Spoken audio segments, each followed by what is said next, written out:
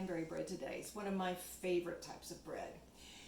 First thing we have to do is we have to make sure that you have your cranberries frozen ahead of time. You don't want to do them at room temperature. They need to be frozen and chopped coarsely. All right, so let's get at it. So first thing is we're going to put the dry ingredients together in a bowl and we're going to whisk them together. What I've got in here is actually a double batch, but if you were going to make a single batch, you would have 2 cups of flour, 1 cup of sugar, 1.5 teaspoons of baking powder, 1 teaspoon of salt, and 1 teaspoon of soda. All right, and then you just mix all this together with a whisk until it gets nice and blended. Okay. All right, next thing you're going to do is you're going to cut in the shortening. Okay, now the shortening I like to use again is Crisco. For this, I just use regular Crisco. I think it's probably just the best. So I'm going to go ahead and take, normally it would be just be a 1/4 cup, but because I'm doubling, this is a 1/2 cup. Okay, so I'm gonna got a little cranberry seed on there. Take that off. All right, so just put that in there, and then we're going to just use a pastry cutter to cut this in. And this is kind of, I'm gonna grab a knife. It's not the most fun thing to do, but it's one of those things you have to do when you make this. You have to cut this in here, and you just have to just kind of work it in until you get all of that, those little chunks of the shortening worked in. I'm actually using a pastry cutter that belonged to my grandma, and it's kind of cool because it's a very old pastry cutter, but it looks like it's in, it's in great condition, and it's just kind of fun because it was hers. This was my grandma Olson's, my mom's mom. In the meanwhile, I've got a dog jumping back here. She's so crazy. Hey, Molly. Let's see how we're doing here. All right, getting there, almost ready. Just got to kind of scrape off those little pieces and then do it a little bit more so I can get this in there. And it's, again, you're going to see just like little tiny pieces. You don't want to melt the shortening and put it in. It has to be cut in, like if you were doing like a pastry crust, pie crust. You know, you want to cut it in. You don't want to melt it. Okay, and we're almost there, I think, too. These things work so awesome. And again, this is just one that my grandma had. Okay, I think we're doing good. I think that looks really good now. Okay, so as you can see, you can't see really any big chunks in there. It's all the little pieces in here now too. So that's going to spread really nicely within when I put the bread together. Okay, next thing, we're going to take a well-beaten egg. Again, this is 2 eggs because I'm doubling it. Okay, and then we're going to take 3/4 cup of orange juice. This is 1.5 cups. Remember, we're doubling. That's why it looks like so much. Okay, and we're going to go ahead and mix this together. Okay, so have to be kind of careful because it'll go flying all over. Get this all, you're going to fold it on top of each other and get all that in. Okay. You could probably do this in a mixer if you wanted to do it in a mixer, but you still have to cut the shortening in. You can't melt it and dump it in. Okay, now this is looking good. Looking good. Okay, yeah, there we go. Now, just make sure you mix it up really well so all the dry ingredients are mixed with the wet. You can see underneath, that's why I want to fold it because you can find all those dry ingredients underneath. And those have to get pulled up to the top so they can get mixed in.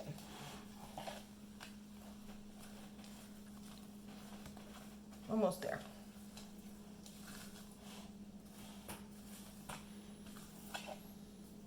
Oops, a little bit more in there, I see it.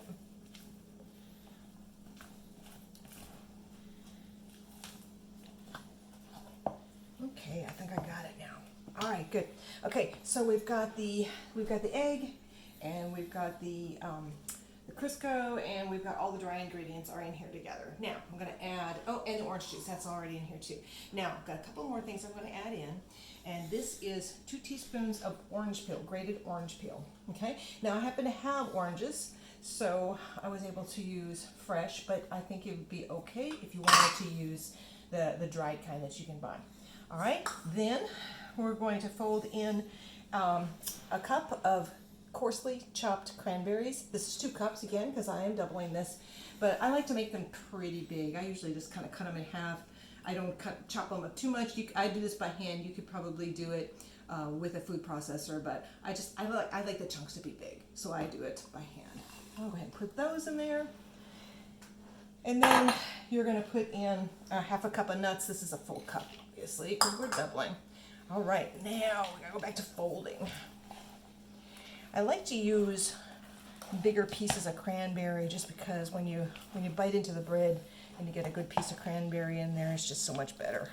You get that orange peel all mixed in there. It smells so good because you've got all that orange juice and orange peel and cranberry, and it's just so good.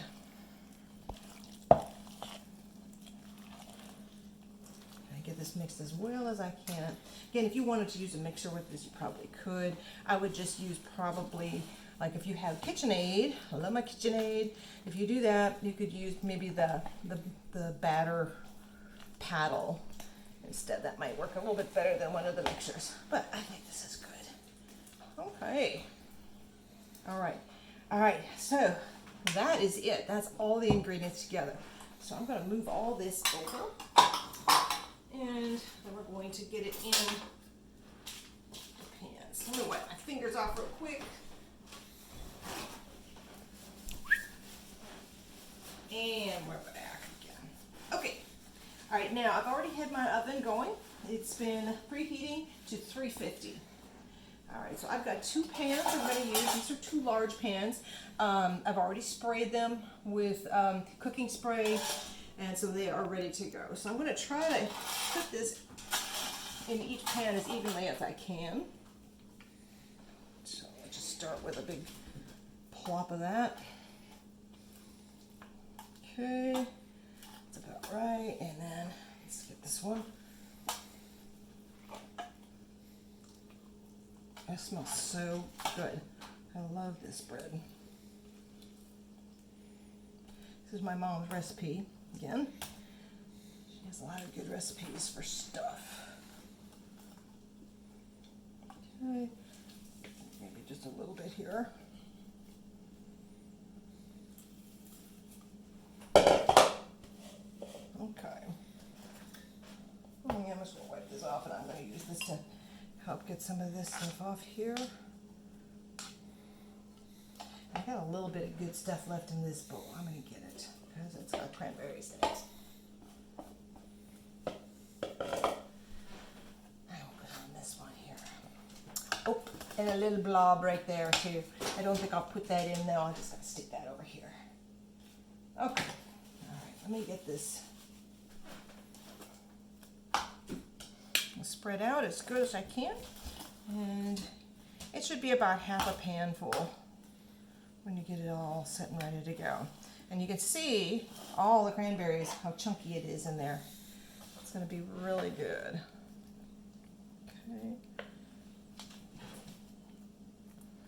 Get that pushed over. That side there. Okay. All right, now it doesn't call for this in the recipe, but when I make this, I like to put sugar in the raw on it. It gives the top of the bread kind of a nice little crunchy crust. And again, it's just something I like to do. It's not in the recipe, but I think it's a kind of a cool thing to do. So I'm just gonna gas up a spoon and then sprinkle this across the top of it. I'm gonna do it kind of heavily because it really is tasty when it comes out.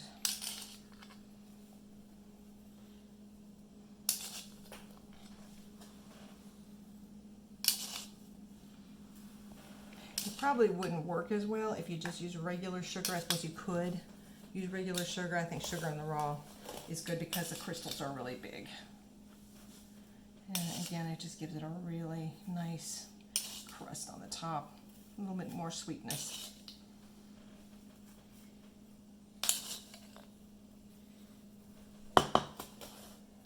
Oops, I am missing.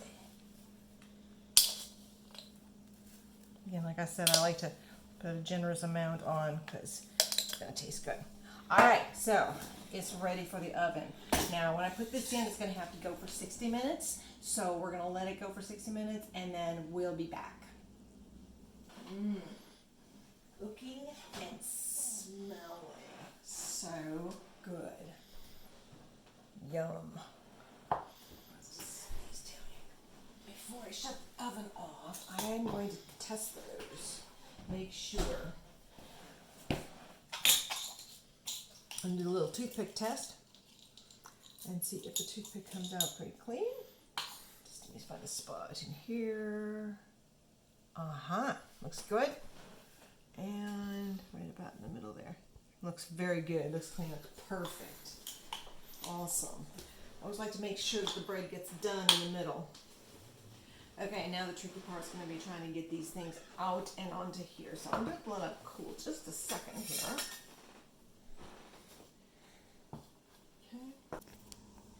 Okay, so they've cooled. We've got them out on the board and they are looking great. Just perfect.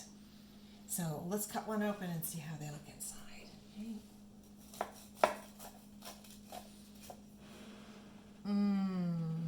Perfect.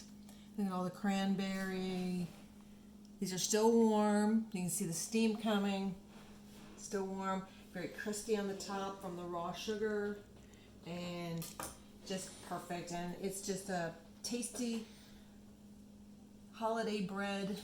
Can be made any time of year. But we love it at Christmas time.